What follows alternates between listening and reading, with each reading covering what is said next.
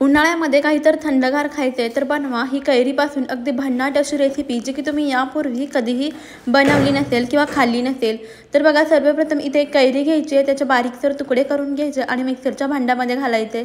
यामध्ये एक वाटीभर आपल्याला ताक घालायचं आणि हे मिक्सरला बारीक असं वाटून घ्यायचं। वाटून घेतल्यानंतर हे तयार झालेलं मिश्रण आपल्याला ताकामध्ये ओतायचं आहे आणि छान असं ढवळून घ्यायचं आहे। आता यामध्ये आपल्याला काही तडका टाकायचा, त्यासाठी गॅसवरती कढई गरम करायला ठेवूया। यामध्ये टाकायचं पळीभर तेल। तेल गरम झालं की चमचाभर मोहरी टाकू। मोहरी छान तडतडली की जिरे घालायचं। जिरं फुललं की यामध्ये चिमूटभर हिंग घालूया। अद्रक लसूण आणि मिरचीची पेस्ट घालून छान मिक्स करून घेऊया आणि हे आपल्याला ताकामध्ये ओतायचं आहे आणि मस्त ढवळून देऊया। आता यामध्ये घालूया चवीनुसार मीठ आणि पुन्हा एकदा मिक्स करून घ्यायचं आहे। आता हे तयार झालेलं ताक आपल्याला फ्रीजमध्ये थंड होण्याकरता ठेवायचं आणि छान थंड झालं की मस्त थंडगार असं सर्व करायचं। अशाच युनिक रेसिपी पाहण्यासाठी चॅनलला सबस्क्राईब करा।